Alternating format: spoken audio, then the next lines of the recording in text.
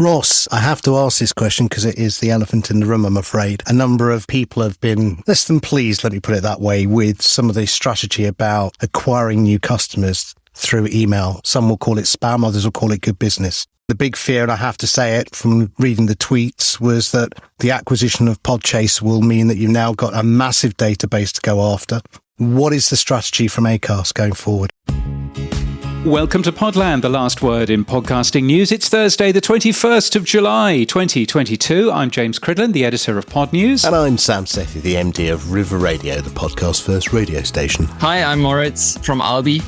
I'm talking about the Alby browser extension. I'm also talking about the Alby wallet and how we can support podcasting 2.0 and the value for value concept. Hi, I'm Ross Adams, the CEO of Acast, and I'll be on later to talk about the acquisition of Podchaser. I'm Bradley Davis. I'm the CEO and co-founder of Podchaser, and I'll be on Podland later to talk about the acquisition of Podchaser. They will. Podland is sponsored by Buzzsprout, podcast hosting made easy. Last week, 3,095 people started a podcast with Buzzsprout, and now there's Buzzsprout ads to grow your podcast wherever it's hosted. And we're sponsored by Squadcast, the remote recording tool that creators love. Squadcast has just launched version 5. It's got new features in there, new look. It's got this thing called Backstage, which is very clever. This week, over 4,000 hours of high-quality audio was remotely recorded using Squadcast. Now, Podland is where James and I review this week's top podcasting stories covered on Pod News. Podland supports both transcripts and chapters, but if your app doesn't, grab a new podcast app from podnews.net/new podcast apps, and you'll be able to use our chapters to jump to the best bits. Yes, Antenna Pod also does that as well, which is nice as of this week. And you'll also find all the links to stories in our show notes, previous shows and interviews at podland.news, and daily podcast news at podnews.net. Oh, Sam, it's been a week, hasn't it? Well, it has, yeah. I mean, we heard that Acast had acquired Podchaser, which is a big story in itself. So, James, you wrote the story about it. It's worth $34 million, which is a big chunk of money, I guess. Yeah, that's a big chunk of change. So Podchaser is essentially the world's most comprehensive and authoritative podcast database, at least that's what it calls itself.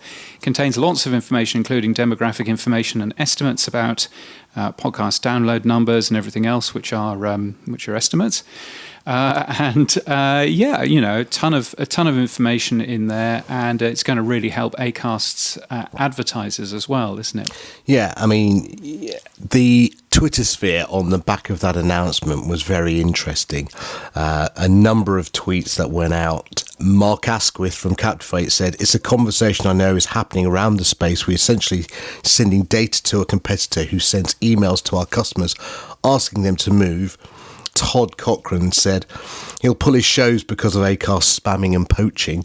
Quite harsh, but maybe fair. Rob Greenlee, all I will say is that it's a terrific exit for Podchaser and the team in the midst of a growing recession and possible softening of podcast marketing. So, some were just congratulatory out there. Others were, like Matt Cundall, wonders whether to keep his information on Podchaser. Well, the only way to find out is that we reached out to Ross and to Bradley to congratulate them on the acquisition, but we also wanted to know what was Ross's strategy now going forward with email. So, Ross, starting off with you first, when did you start to think about the acquisition of Podchaser and why did you acquire it? Good question. I think we've been thinking about acquisitions in general for a long time. Part of our IPO, actually, in the raise we made, part of that strategy was to look at M&A. We've known Podchaser for a good couple of years now. I'm really impressed with what they've done and how they've progressed over the years. And we had a conversation a few months back and thought, actually, this would make sense to join forces and see how we can help supercharge their strategy and ours, which is to keep the open ecosystem open. Bradley, clearly when Acast approached you, that must have been an interesting period. Internally, was it the right time for you to be acquired? Is that what's going to help you grow? I know you've announced that you're going to stay independent, but what was the thought process when you first had the approach from Acast? I think we're a bit unique in that a lot of homes don't make sense for us. We want to keep doing what we're doing and we want to get bigger and grow. And when we first started talking to Acast, which happened pretty organically as we had a partnership just a few months ago and we got to know their team a bit more, it was unique in that they support the same stuff we do, the whole open ecosystem. And they're one of the very few companies that actually support it. And so made it easier for us to have that conversation internally to think this may be the only right fit for us if we were to sell the company instead of just raising more money. And so it happened organically, and then we realized pretty quickly it was a great fit. Ross, one of the quotes within the press release was, once integrated, this combination of Podchaser and Acast will push forward the innovation, elevating discoverability.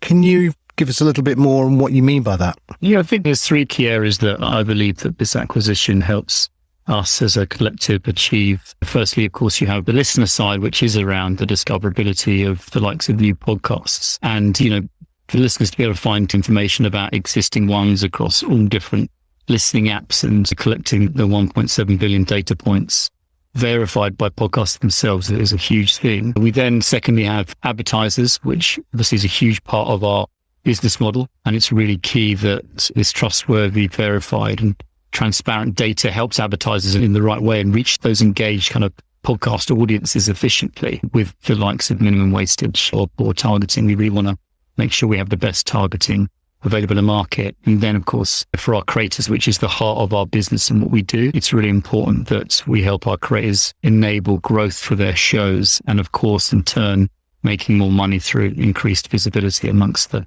listeners and advertisers. So it's a lovely, circle. Now, Brad, I noted that you're going to stay independent, but with the extra funding behind you, what can we expect next from Podchaser? Obviously, you must have a roadmap already, so now you've got the funding to make it happen. Yeah, we're going to get a nice influx of data from Acast. We're going to continue to get more data from all of our partners.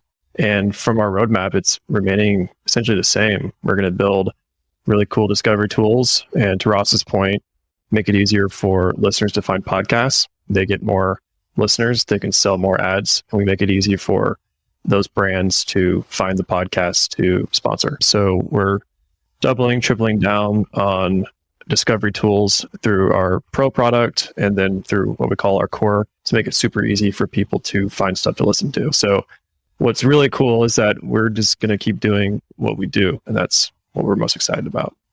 Now, being the open ecosystem, are you supporting the Podcast Index 2.0 extensions? I mean, where are you in your thinking about some of those extensions that you could integrate? Yeah, we've been involved with that project from the beginning.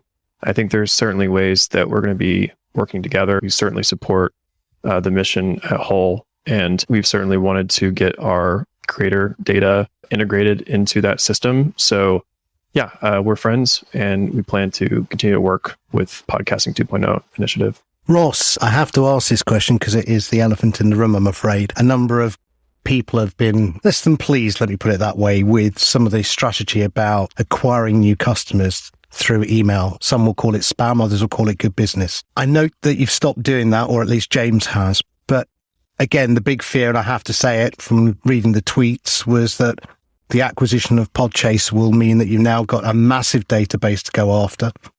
What is the strategy from Acast going forward? I mean, I think email has been part of our marketing strategy, right? But I think if anyone thinks that the purpose of us spending that money and acquiring Podchaser to expand our email marketing is a great strategy to do that.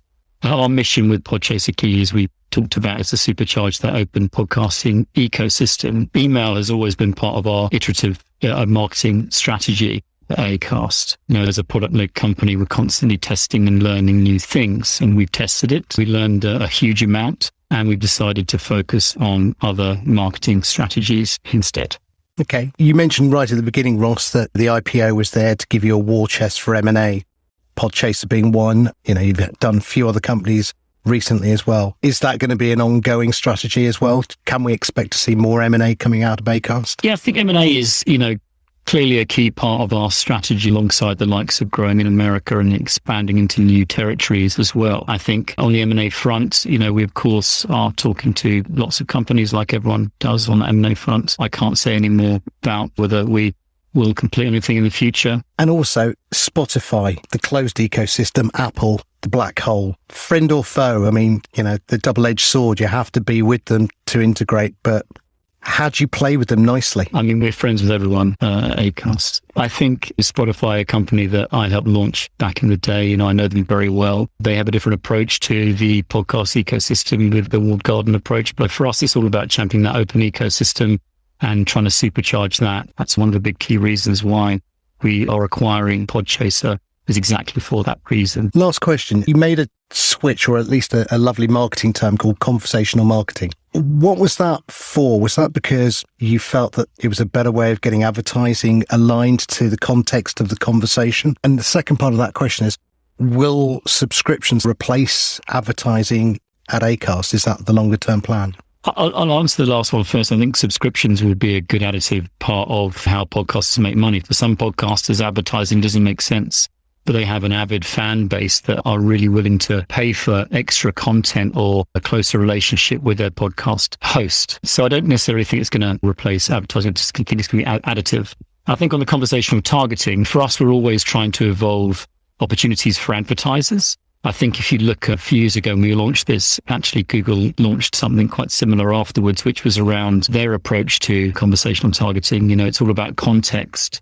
And I think as data gets harder and harder to use moving forward, the context in which you advertise is equally as important, if not more important. And I think understanding the context of what's happening within a podcast and the tonality of that is really important for an advertiser to realize and work out where their advert should be around. So for us, we doubled down on that, and that is clearly something we're evolving. And we think it's a great targeting opportunity for advertisers moving forward. Last question. I said the last one was, but this one is video. There's a lot of chatter going around about YouTube coming into the space. Obviously, Apple and Spotify already support video podcasting in some form. What's Acast's stance on video? I wouldn't say we really have a stance on video. For us, we're focused on audio. It's a big enough space at the moment, and RSS is a mechanism around the open podcast ecosystem. Video is something that we are obviously aware of, but it's not something that we're necessarily doubling down on. It's a great acquisition. Brad, drinks on you in Dallas. That's all I'll say to you, mate. And, well, gentlemen, congratulations to you both. Thank you for your time, guys. Take care. Appreciate it. Thanks very much, Sam. Thanks, Sam. So it looks like Ross is saying it was an email experiment and they've stopped those spam emails. I have to say, I haven't seen any since mid-June, and they've been, I think, because they've been deliberately targeting podcast hosts and customers of specific podcast hosts, I think that's what's got people's backs up. If you deliberately go after Transistor or Captivate or Blueberry, then of course it's going to really upset those people.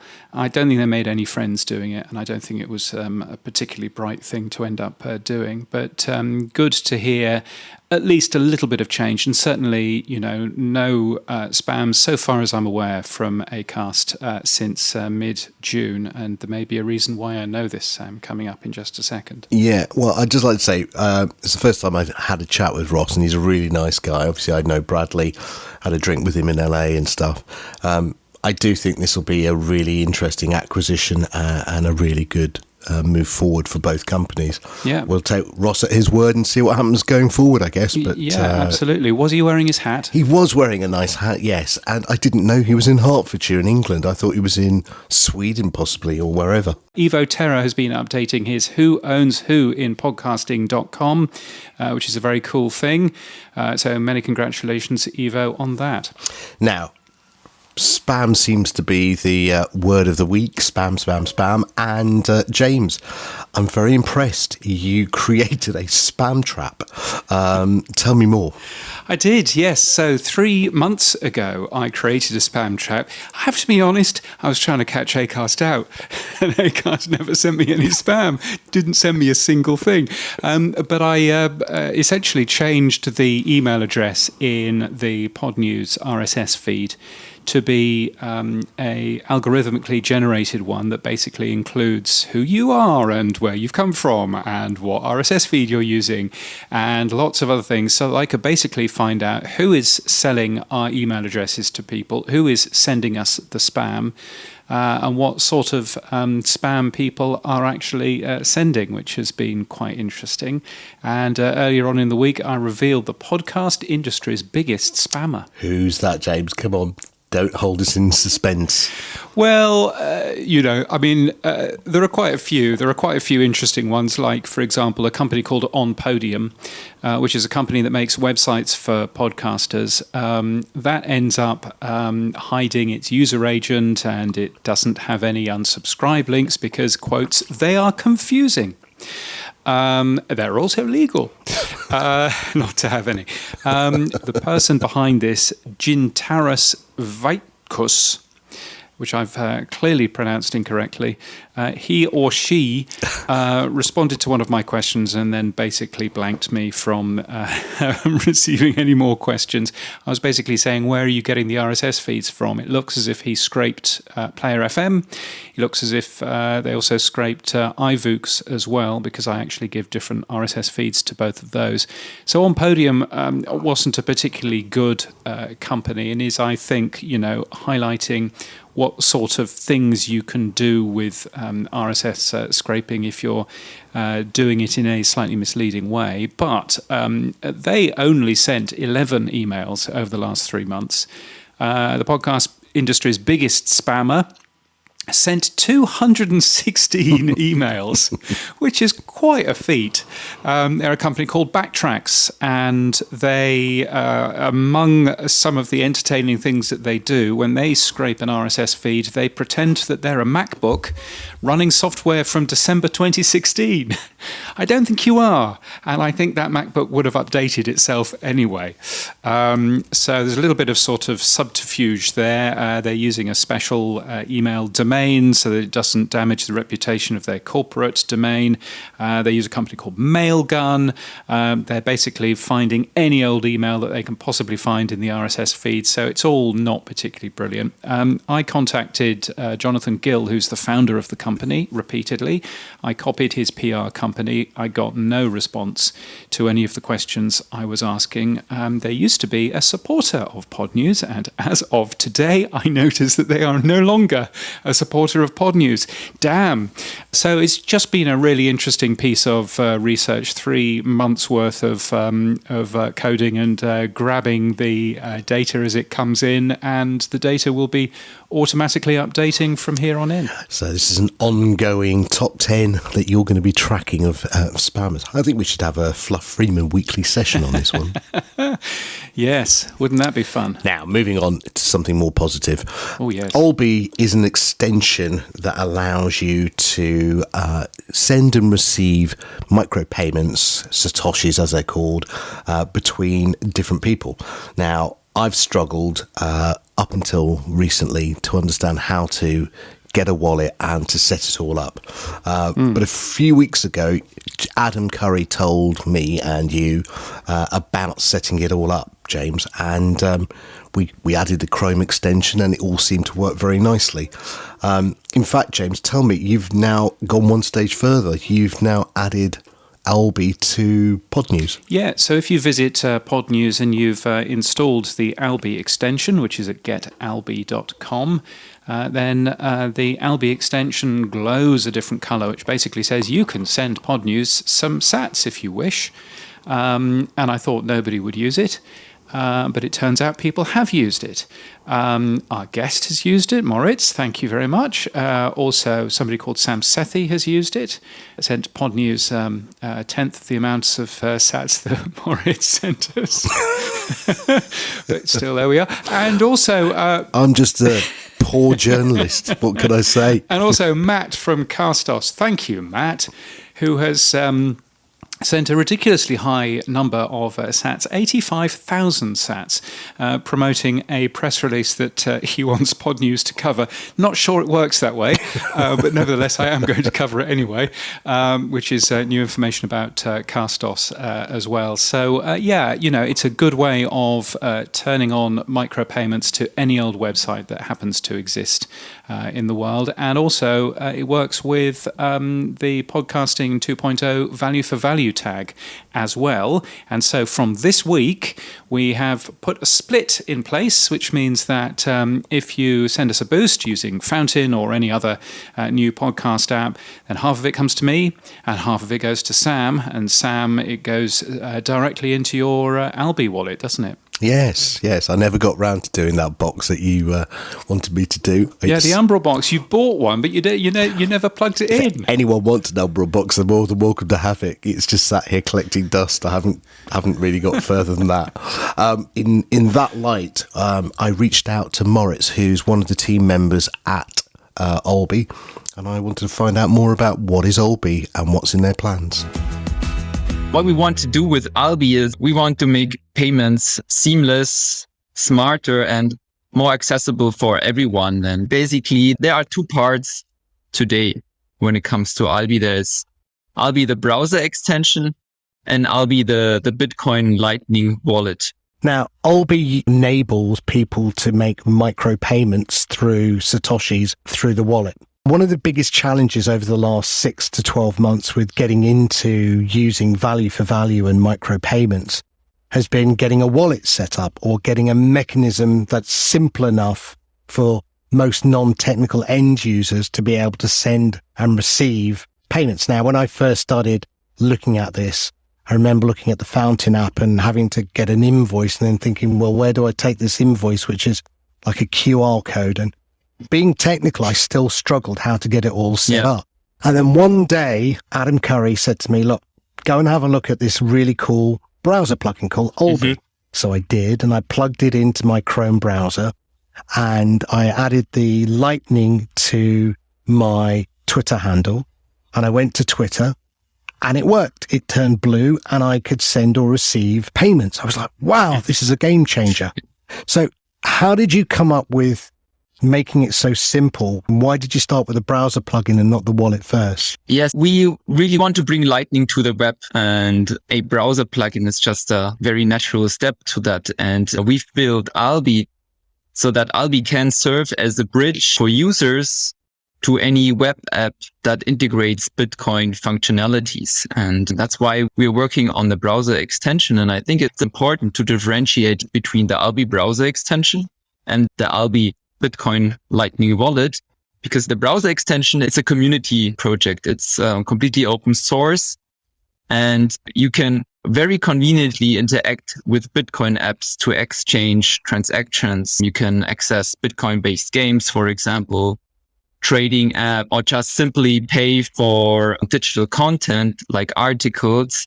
And what you said is that Alby basically detects a Lightning address that you can add to your Twitter account, for example, to YouTube, or as James did, to a website into the HTML code, like we call it a meta tag. And in this case, for example, there is no payment plugin required, nothing, just copy paste that in the meta HTML of your website and you're good to go. You're ready to receive Bitcoin.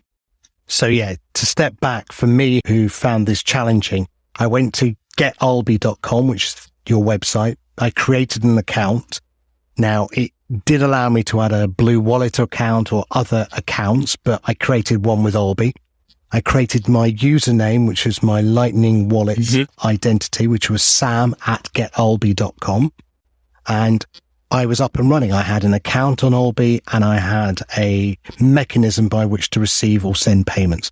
I got my first payments into my Olby account, not my wallet, my Olby account, using the plugin, and I was off and running. And that was great. And it felt really good to be able to then suddenly pay certain podcast creators with Satoshis or receive certain payments. But then you went and did something really cool a couple of weeks ago. You created the Olby wallet. So can you tell us a little bit more about the wallet? Yeah, so because the interesting thing about the extension is that you can connect different wallets to it. So it's really like your tool to send out sats, and like what is the input, and you can connect it, as you said, like Blue Wallet. You can connect your Bitcoin Lightning node that you're running at home, but you can also connect the Alby wallet, and is your Lightning wallet. It's a custodial wallet, and it serves basically as your spendings account. And we did that because we think like Bitcoin in general is already complicated enough, and because we want to make it as convenient as possible for users to operate such a spending account. And that's why we built also the Alby wallet. And it's super simple to get started now, having a secure wallet and send out and store sats there and also receive sats, right? Yeah, it is very simple. Can I, from my Olby wallet, also take out my sats and convert that back to fiat currency? And can I put sats into my wallet from a fiat currency? So we are working on, that's really like the future part here. We are working on a way to onboard or to make it as easy as possible to get sats into your Alby wallet. And one service is a direct exchange service from fiat to Bitcoin. And how you can spend your precious sats today is, for example, through the browser extension, because within the browser extension, there's a connector that is called Alby Wallet that you can activate, log in with your credential details from getalby.com, and you're good to go to spend your sats there. Now, this is my naive, non-technical question, but I have 3 wallets currently, possibly even more if I think about it. I have one with Telegram, I have one with Fountain, and I have one with you. And I've actually 4. I've got my Blue Wallet one as well. Is each one of those a silo now of sats? So I've got some Satoshis from the Fountain app in my Fountain wallet, and I've got them with you in the Olby wallet.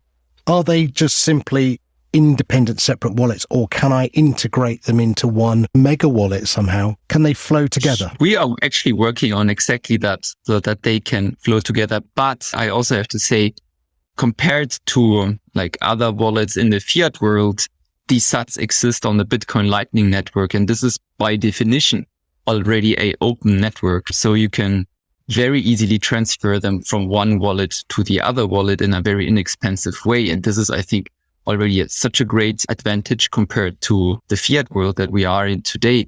But still, there are separate wallets. You still have to know where you have your sats. Maybe you do sometimes the overview. And this is still not the best way, but already a bit of an improvement than before, yes.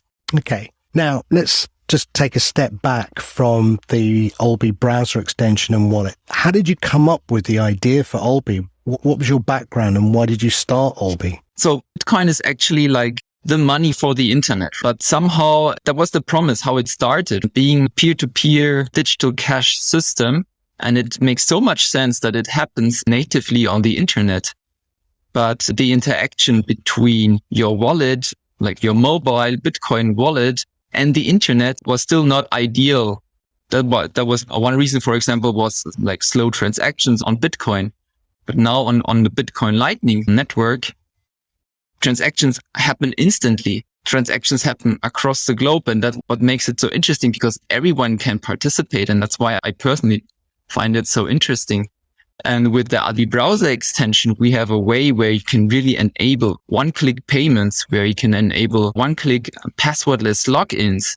And these are the major reasons why we are working on the browser extension. Now, one of the clever things you're going to announce today is that you've got an API for Olby. So tell me more about the API. Yeah, a bit of a prehistory regarding this, because what is happening in the podcasting ecosystem is it's super interesting in our point of view, because you have with the RSS feed, you have a like almost decentralized way of distributing content. And I think it's just natural also to have a decentralized way of earning money and monetizing the content there. So we were looking into that and thinking about how can we help the ecosystem there to grow. And Adam and Dave, for example, they do a great job with podcasting 2.0 spec and added for example, the value tech.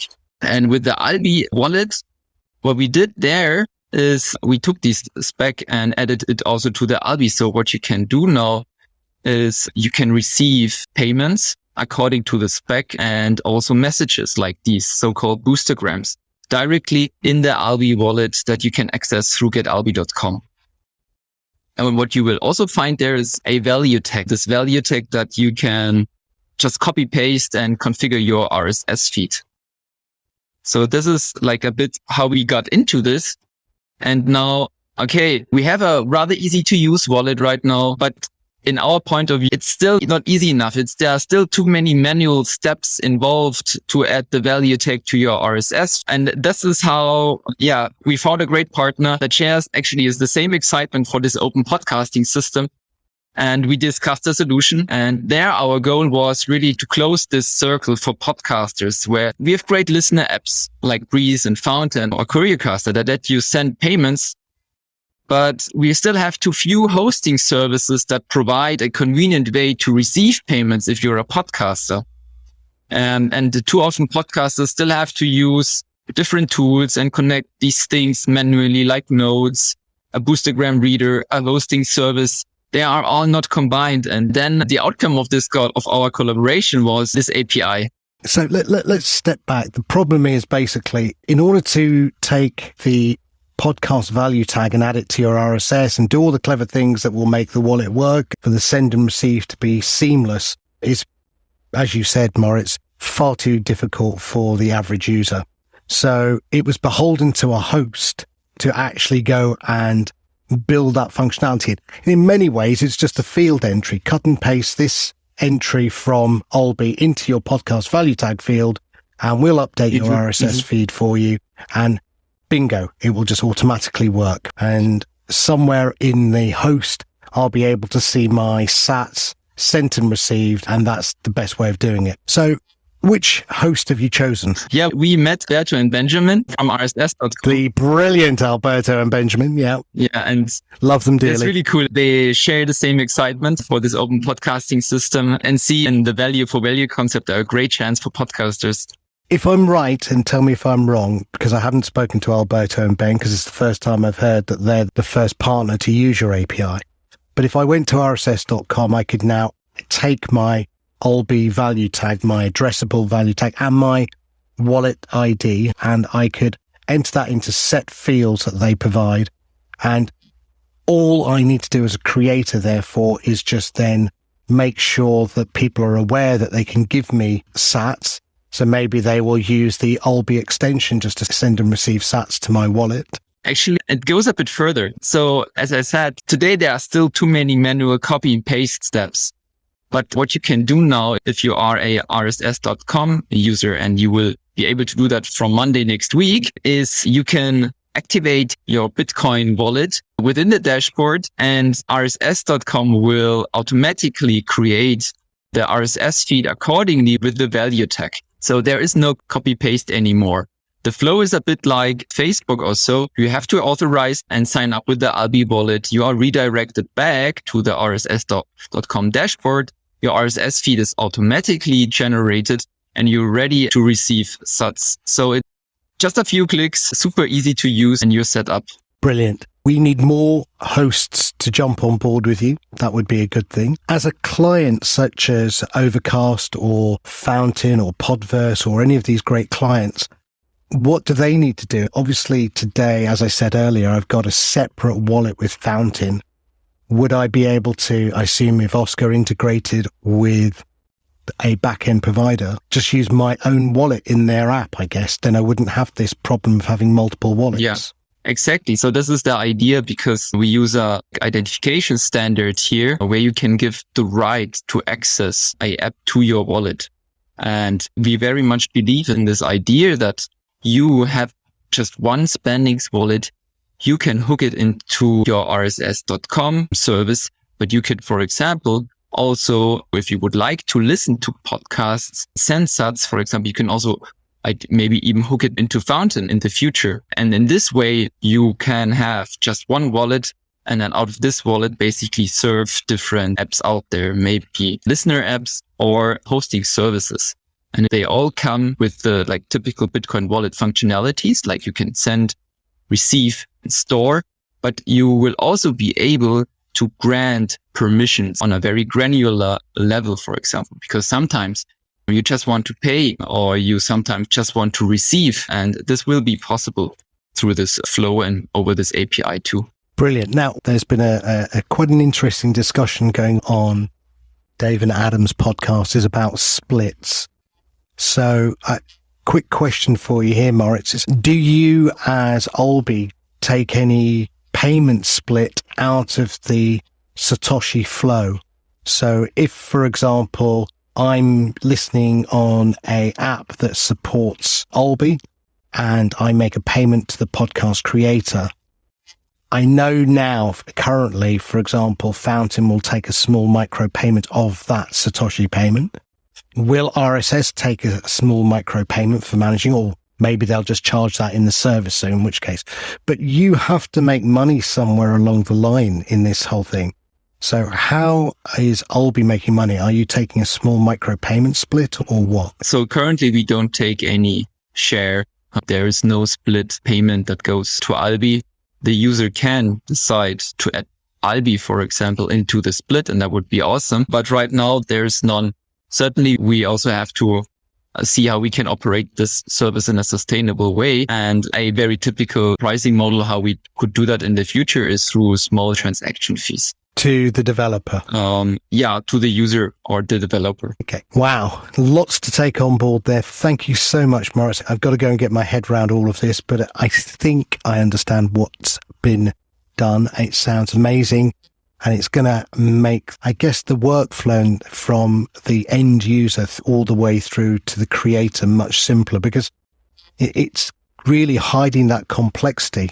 A favorite expression of mine is complexity has failed simplicity. But in this case, you've made it simple by hiding the complexity. Totally. So I also think it basically democratizes the whole process of creating podcaster wallets, and everyone can still run their own node. And we also recommend using non-custodial solutions. But with this API now, and as a user of RSS.com, just in a few clicks, you're set up and ready to receive payments from listeners. And I'm just super excited about it. I can't wait until next week when it's live. Great. Now, next question for you. Remind everyone of the website URL, please. Where they can find us. Then ideally you go on Alby.com/podcast-wallet, and there's a chance to open a wallet with Alby. And if you want to learn how to use Alby, what Alby is, we also have a blog on blog.getalby.com. So that's Moritz talking about an integration with RSS.com, which is all very exciting, isn't it? So it'll be good to see. I think I'm seeing the folks at RSS.com at Podcast Movement, which I'm looking forward to. So it'll be interesting to find out how everything's all going for them. Well, in the vein of forward selling, I'm hoping that we'll actually be speaking to them next week about it as well here on Podland. Oh, look at you! You're on fire with the old forward promotion, aren't you? Good Lord. I found a book called James Cridland, How to Do Radio, the other day. I read it. It's great. You wouldn't find that. Although I tell you what, I discovered the other day a piece of audio of me from 1993, which is being shared in a few Facebook groups at the moment. And that was very weird listening to me from 1993. Here's a little clip, in case you wondered. The guarantee. We'll play you the best music for West Yorkshire. I mean, goodness me. True frequency. 97.5 and 102.5 FM. The station. The pulse of West Yorkshire. It's very, very strange having a listen. Maybe there's a whole session on James Cridland in the Wayback Machine. Maybe I'll go and have a hunt. Maybe there isn't. Let's move on. The BBC, a company who I worked for, but thankfully not on the air. I was a producer for one show at the BBC for a whole 4 hours in Manchester. There's a thing.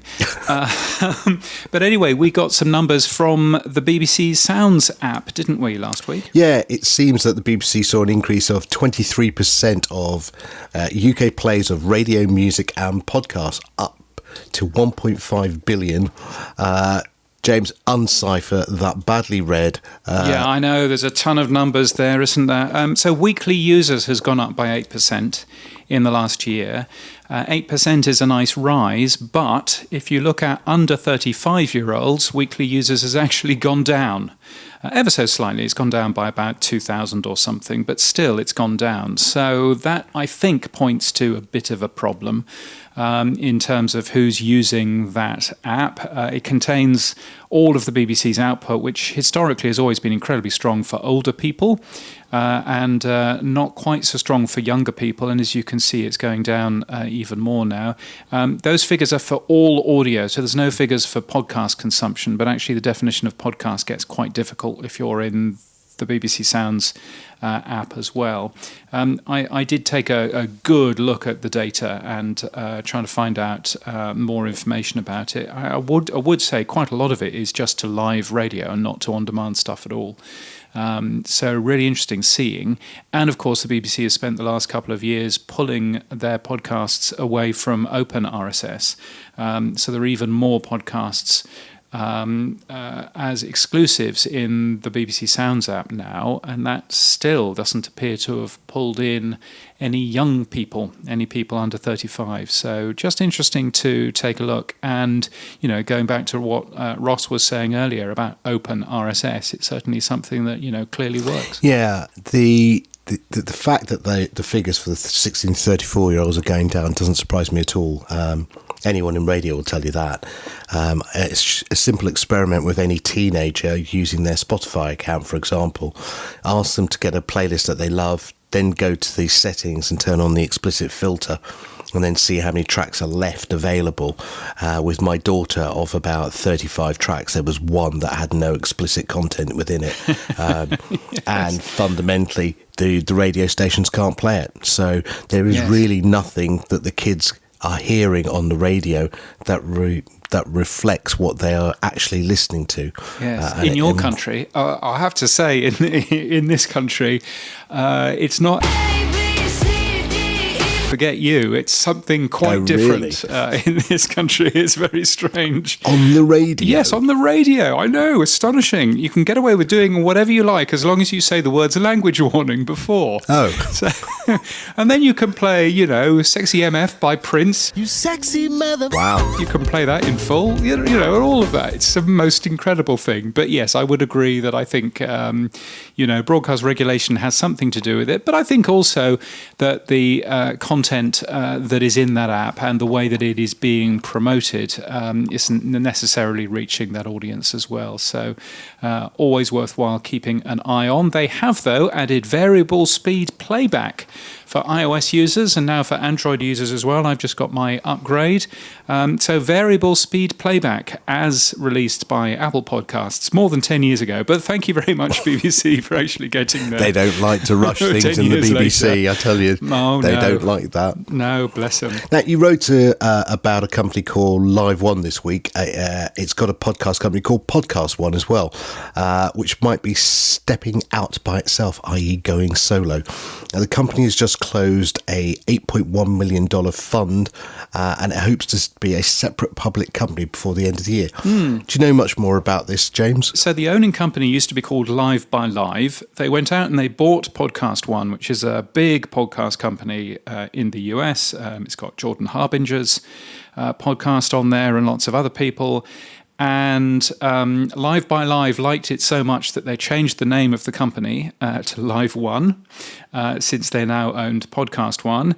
But Live One hasn't had too much fun over the last couple of years because of COVID. It's basically there as a live events company, and live events companies have all had a pretty difficult time for the last couple of years because you've not been able to have any live events.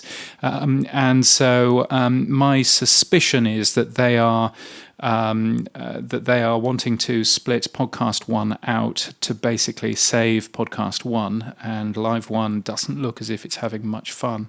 But interesting to see. Podcast One has also announced a ton more shows that they've released, and Podcast One itself seems to be doing very well. It seems to be profitable, seems to be a very comfortable company, whereas I think the rest of the Live One stuff isn't doing particularly well. Live One also owns Slacker Radio, which was an online radio, well, still is, an online radio service which has existed since the year dot, since before Wi-Fi and 3G and things like that.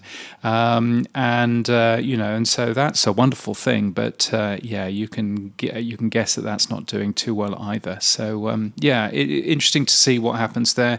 Podcast One, though, itself seems to be doing really well. Yeah, a lot of companies are pulling their IPOs so at the moment, so good luck with trying to get Podcast One live. Yeah, and one of the reasons for that, of course, is as has been explored by Audio Boom this week. They released their financials for the first half of 2022. Revenue nicely up 79% on the same period last year. Profit 10 times more than it was last year, but their shares have fallen through the floor because the company also said that there is a softening in advertiser demand for quarter 3 2022, i.e. a recession's coming.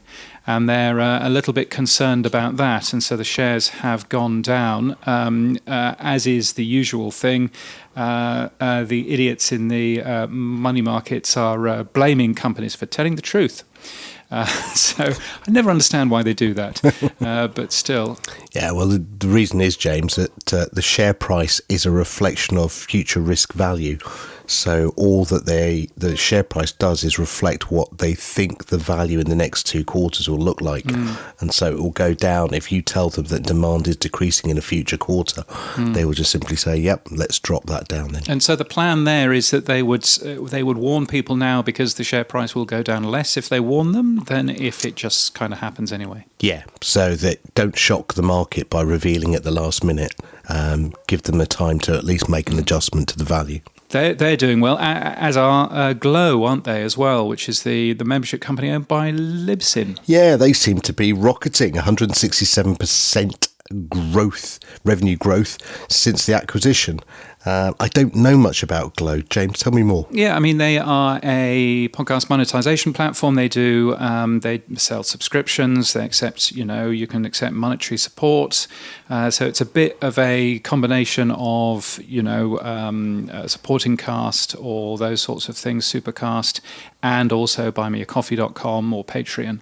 So it's a bit of a sort of a mix of that kind of thing. They were bought by Libsyn in April. And seem to be going really well. So it'll be, they've had a pretty good run at that, which is nice. And again, like other Libsyn companies, open to anybody. So you don't have to be hosting with them in order to actually use them. Now, a bit of a scoop here from Ashley Carman, friend of the show.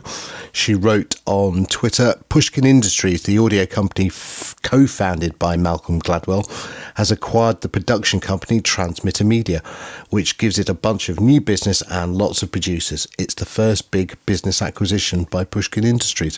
What do you think of it, James? Yeah, I think it's a clever purchase. Greta Cohn, who is the founder of Transmitter, becomes a senior leader at Pushkin Industries.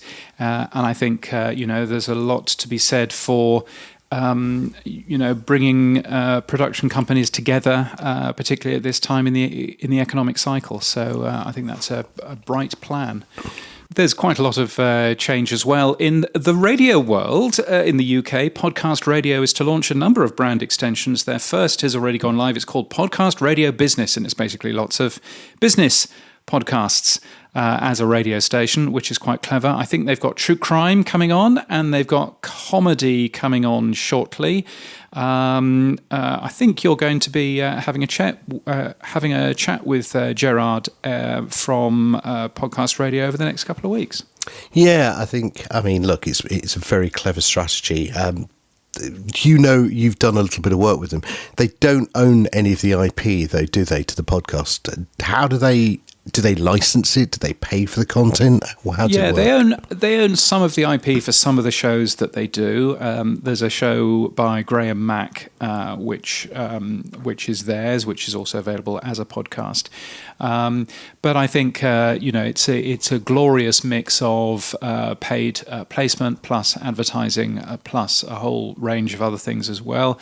If you listen to Podcast Radio, then every so often when they need to fill up 4 minutes, then you'll hear Pod News on there, which is always fun. I have to make a separate version of the update, especially for them, with no advertising and no naughty words, Ofcom compliant and all of that. But it's a clever plan of theirs to grow and to basically have a true crime station and comedy station and all of that. So crafty set of people. Paul Chantler is another person who's behind that company, and he has been in radio since year dot, and is also very well known as a trainer of libel and, what you can say, what you can't say, which in the UK is particularly fraught. A very good and smart company. So looking forward to hearing from them over the next couple of weeks. Maybe we should get Brennan on from Podmoth Daily as well, which is a daily newsletter that's almost as good as Pod News. They have celebrated their 3-year anniversary. And I know that they are doing particularly well. Looking forward to Podcast Movement in a couple of weeks. So congratulations, Brennan and Dan and everybody else. Now, I noticed something that you started playing with this week. Spotify in New Zealand is testing a feature to record your own podcast directly into the app. We talked about this a couple of weeks ago. We did. So I noticed that you then tweeted out a little screenshot of you using said Spotify. What happened, James? Well, so I asked a man called Paul Spain, who lives in New Zealand, lives in Auckland. I said to him, "Oh, have you played with this thing yet?" And he said, "Oh, I haven't really yet. I should give it a go." Gave it a go. And uploaded something which he then proudly shared on Twitter as his new podcast. The podcasts that you record on this new Spotify feature are also geolocked to New Zealand, so I can't see them. I can't follow the link. It just says this content is unavailable. So if Spotify are doing a test there, it's a test that is bound to fail because there are only 6 million people in New Zealand. So not sure that that's going to work. But I just thought it was really interesting that the output of this test is also being geolocked in New Zealand as well. So it's not just recording, but it's actually the output as well, which is, and of course there's no RSS feeds, there's nothing. In order to find this guy's content, you go to his profile, and if you're in New Zealand, then you see some of the shows that he's recorded, and if you're not in New Zealand, well, tough. Very strange plan. Yeah, I mean, what do you think of it? I mean, irrelevant to the fact you can't see it or hear it. Obviously, talking to your friend, what did he think the experience was good? Was the recording quality any good? Yeah, I mean, Paul was impressed with the experience. It's very quick and very slick and very easy to use. So I think from that point of view, yeah, it's certainly a thing that could replace the very low-level use of Anchor in terms of record stuff into your phone. But as Adam Curry was saying on the Podcasting 2.0 podcast last week, he was saying that stuff doesn't work. I mean, so many different companies have tried it. It just doesn't work because the quality is not great. You can't post-produce or anything. It's just not a good experience. So you've got that kind of side of it as well. But, some people are thinking, well, perhaps this is the beginning of the end for the Anchor brand. Perhaps Spotify are going to move Anchor's podcast hosting stuff directly into Spotify, get rid of the Anchor brand so that you are hosting a show with Spotify. It kind of makes sense from a branding point of view. And probably that's the end of the RSS feed. But that's just conjecture, and we wait to find out exactly what's going on with this test, I guess. Or maybe they just want to get more long tail content to put ads into. Yeah, maybe. God knows. Maybe. Yeah, who knows? More crap content. That's what we need. That's what podcasting's always had a problem with, is crap content. Let's get more of it. Now, something that you use often, Hindenburg's announced an integration with Euphonic. Yes, Auphonic, which is a very clever little system.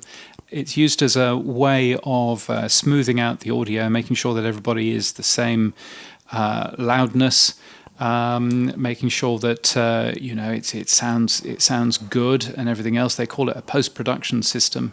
And I used to use it when I was out in the road. Now you can publish straight to it from Hindenburg, and you can then tell Auphonic to publish it straight to, your podcast host of choice. If you are hosting, of course, with our supporters, Buzzsprout, then you don't need to worry about any of this stuff, because Buzzsprout will do it all for you in a thing that they call Magic Mastering, which does much the same sort of job. But if you're hosting with other podcast companies, then use of a product like Auphonic is always a good plan. So nice to see them integrating with Hindenburg. Indeed. Now, moving on to the tech stuff of the week. It seems the good news, the Podcast Index 2.0 social interact tag has been finalized. In the new podcast namespace, it allows a podcast to attach a link to a root post. Now let's try and break that down. That root post can be somewhere on Twitter, Mastodon, which is an activity pub, or other places. Now, James, you started experimenting with this, so tell us more. Yeah, so the idea of all of this is to is to have cross-app comments. So basically, you can leave a comment in your favorite podcast app and other people can see it regardless of what podcast app they're using too. And so the idea is that you can pull those comments in from anywhere, and you can display those comments in an app. And the perfect idea is that you can then reply to those comments within the same app as well. So if you take a look at the Pod News RSS feed, then we have two social interact tags, one pointing to Twitter and one pointing to something called a Lightning Comments, which is hosted by Fountain, but it's much the same sort of thing. So you can basically see those comments wherever you are if your favorite podcast app is pulling that kind of information in. So it's what a lot of people have been asking for. It's still very, very early days because there aren't really very many apps that support the social interact tag, and there certainly aren't very many apps that support all of the different flavors of the social interact tag. It's always been one of my slight criticisms of it, but great to actually see it up and running. And certainly, we're seeing many more boosts and boostergram messages from Pod News because you can see those messages in Fountain, so you can see other people are having a conversation, and that's quite a good thing. So worthwhile having a play with. Yeah, a couple of questions. Did you hard code the RSS update to include the podcast social interact tag? Yes, so I hard code my RSS feed, so I can do that sort of stuff. Most people won't be able to. Most people will find that very, very, very frustrating. And so quite a lot of this, and I noticed that Dave Jones from the Podcast Index was at Buzzsprout last week. So maybe that's one of the conversations that he was having, I don't know. But quite a lot of these features really depend on the podcast host to support them. But I am my own podcast host, so I can do that for my own show. Yeah, talking about podcast hosts, I didn't really talk about it post the conversation with Moritz, but RSS.com integrating, deeply with the Olby so that the podcast value tag is integrated as a UI, so that from the user perspective, it's, we had a conversation probably a year ago about would there be some sort of OAuth way of doing things where we could validate things. And look, here's RSS.com doing a sort of OAuth jump with the value tag. Yeah. The technology escalator, as I've always called it, is this thing where, when the hosts were just hosting RSS, that was their USP. That USP's pretty much disappeared. So they've got to go up the value chain, up the technology escalator and start to include new things. I think it's going to be interesting now that RSS.com has integrated Olby. It'll be interesting to see what the other hosts do.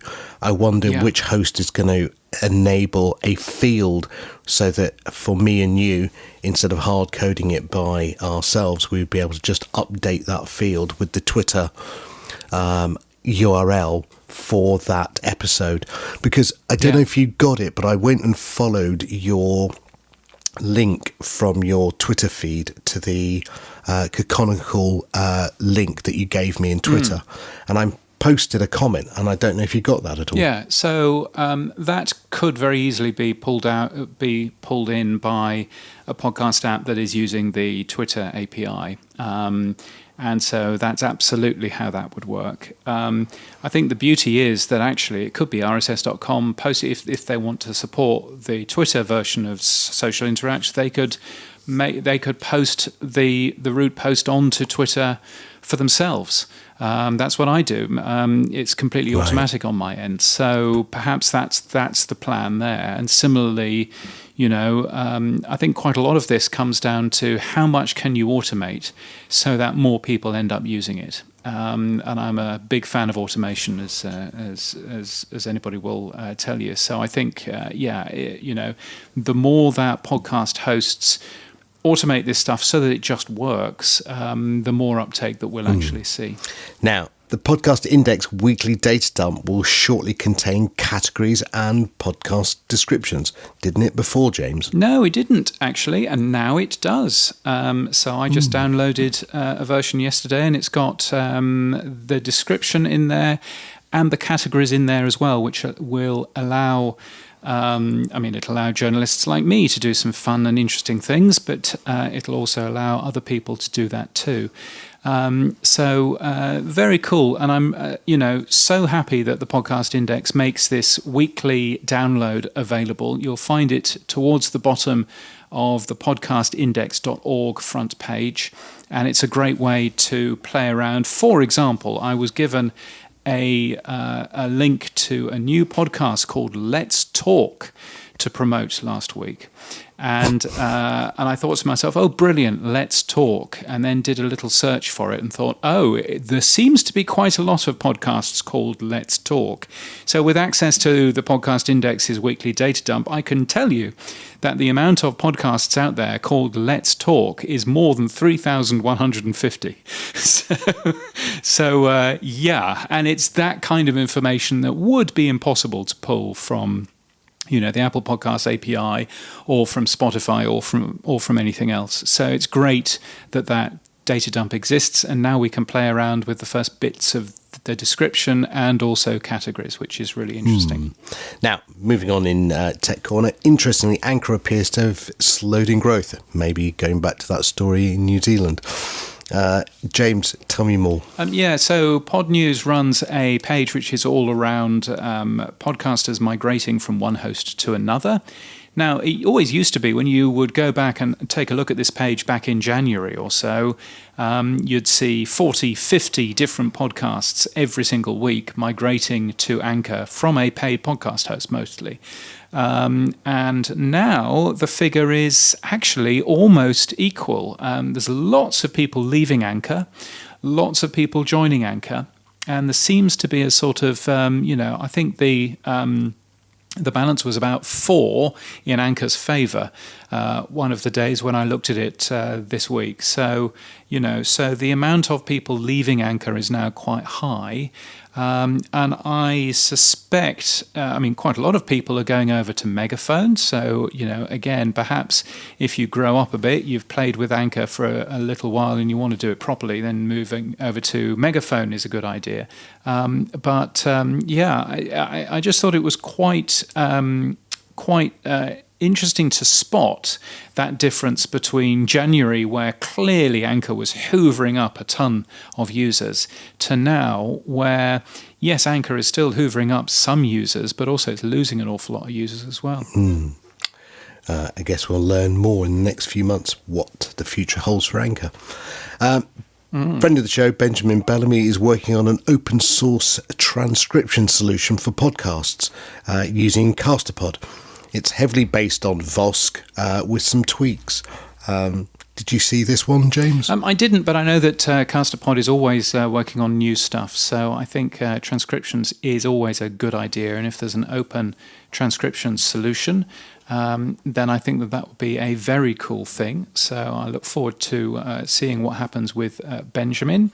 There was a new podcast quiz which has been put out there, which is quite funny. It's a bit like Wordle and those sorts of things, and gives you logos, and you have to guess what the logos are and what the companies or what the features are around. It's being run by the Podcast Font, which is all quite fun. I don't know if you've had a play at that. I did, yeah.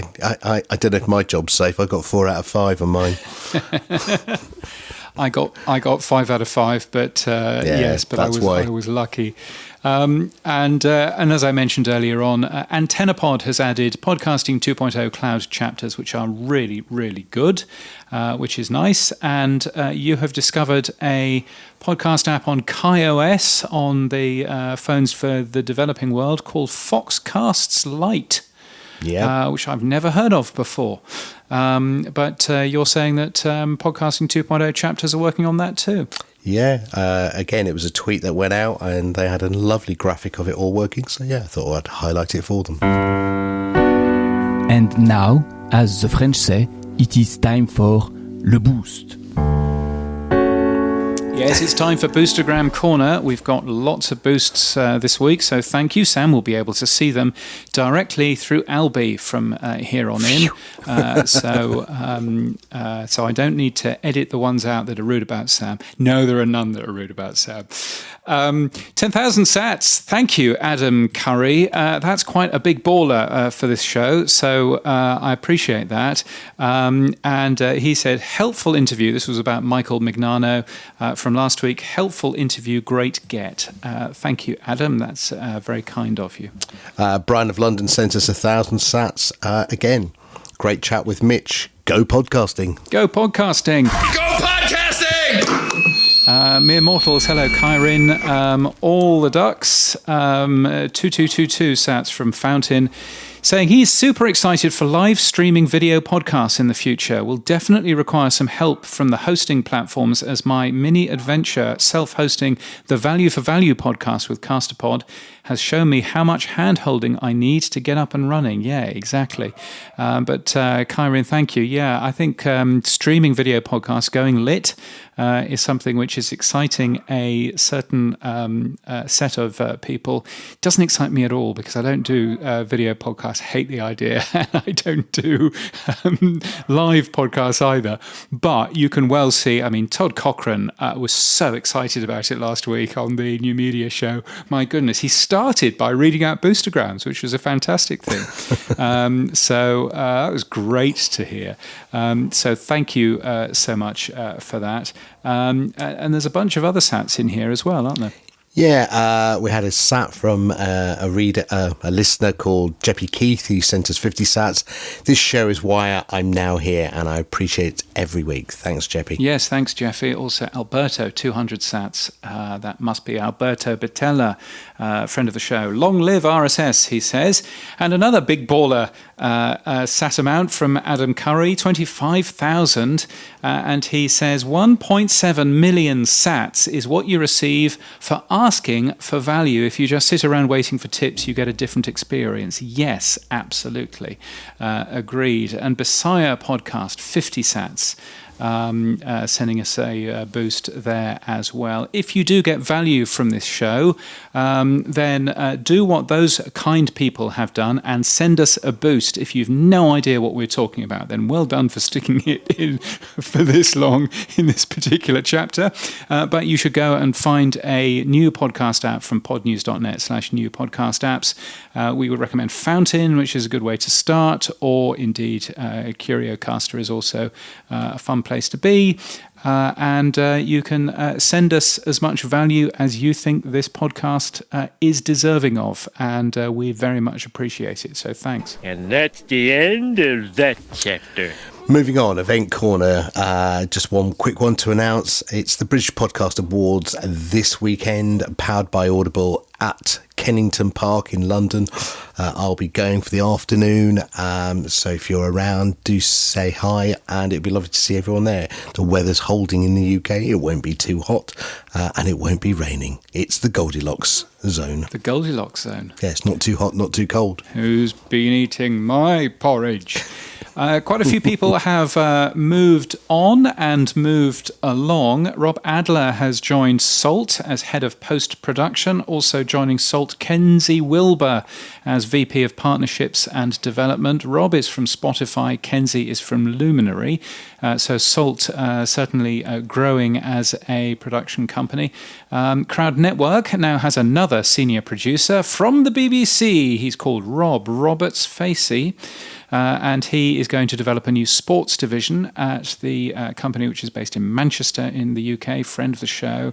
And Pacific Content, two more big losses from Pacific Content. Now, they were bought by a company called Rogers, who are a large Canadian media conglomerate in May of 2019. Their co-founders both left the company at the end of April this year, exactly 3 years later. I wonder whether that's a coincidence. I bet it's not. And two more people are to leave Pacific Content. Jonas Woost, who's been on this show before, and Dan Meisner, who has not been. Dan is their Director of Audience Development. He does a load of really good, clever statistics around podcasts around podcast consumption, and specifically around something that he's developed called podcast neighborhoods, which are a great way for you to know where to advertise your show, who to do deals with, to get more people listening to shows like yours. He's a really bright person, so we're looking forward to getting him on in early August. He might have a new plan by then, who knows? But he is leaving alongside Jonas Woost too. They've both been, incredible people for that particular company, and I'm looking forward to seeing what they do next. Yeah, Salt was the one I went and had a look at, but they've just got a holding page, so I couldn't find anything more about them. Do you know anything more about Salt? You're absolutely right. You know, the website that they have is it's a logo and it's the word salt, and that's about as far as you get. So perhaps they're concentrating on the things that matter, which is probably making sure that that they actually have some decent shows out there. But for example, they do a show which is called Become, which is a health and wellness podcast. It's a very short one. It's about a 15-minute thing that they make for Amazon Music. It's a daily dose of relaxation and mindfulness. So it's that sort of thing that they are currently making. A good little company, and I think growing very, very fast at the moment. Now, a couple of new jobs out there. One that was quite interesting: head of podcasts at Bloomberg Digital. You could be Ashley Carmen's boss. Assuming that Ashley wants to make a podcast, which who knows? Who knows? She might. And there's also another one, a senior product manager for discovery and distribution in the consumer experience at Spotify, based in London. So 2 meaty jobs there. 2 meaty jobs. Where's Spotify based in London then? I think they're up near the New Observer building, but I don't know. I can look that up. Well, yes, I think it would be fun just to find out, wouldn't it? See where they are, see if they're in a nice part of town rather than a rubbish part of town. How's your week been then, Sam? Well, very interesting. I resigned from Viral Tribe, so that was quite good. What? Yes, so maybe I'm going for the head of Bloomberg's job. Good Lord! What was Viral Tribe? Is this the thing that you have been talking about for the last 6 months, and you weren't going to tell anybody? Yeah, my secret little project that I was working on. I mean, Adam and Dave saw it, and their quotes were that it's one of the best things I've ever seen. It was lovely quotes, and yes, I know you've seen it as well. And to be fair, I've seen it too. Yes, indeed. But no, I'm stepping down as CTO from there. So anyone needs a CTO, let me know. I'm obviously doing other things as well. So, but yeah, no, I'm stepping down for Viral Tribe. So that's my big announcement this week. Well, there you go. So you've got plenty of more time to record. So to record more shows, or to do a breakfast show for a radio station or something. Exactly. By the way, Spotify is based at the Adelphi. The icon of modernist architecture right in the heart of London. It overlooks the Thames. Yes, very nice. It's got a first floor barista. It also has recording studios, obviously, listening rooms, green rooms, artist lounges, all kinds of exciting things, and a juice bar. So there you go. I'm glad I looked it up. Oh, very nice. There are 53 jobs going in London at the moment. That could be you, or you could be working for payment strategy and integration. You could be the premium proposition manager. So what was that job again? You Senior product manager. I'll be knocking on that door shortly then.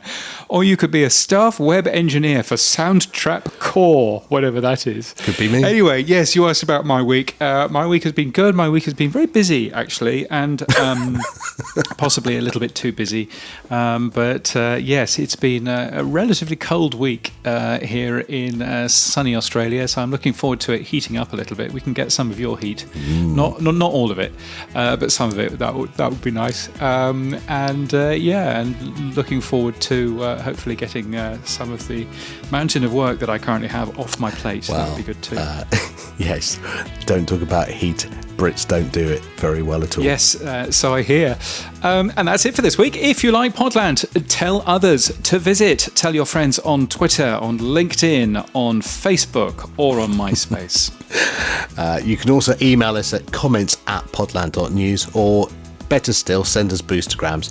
You'll also find all our previous shows and interviews on our website, podland.news. Yes, if you want daily news, you should get Pod News. The newsletter's free at podnews.net. The podcast can be found in your podcast app, and all the stories we've discussed on Podland today are in the show notes.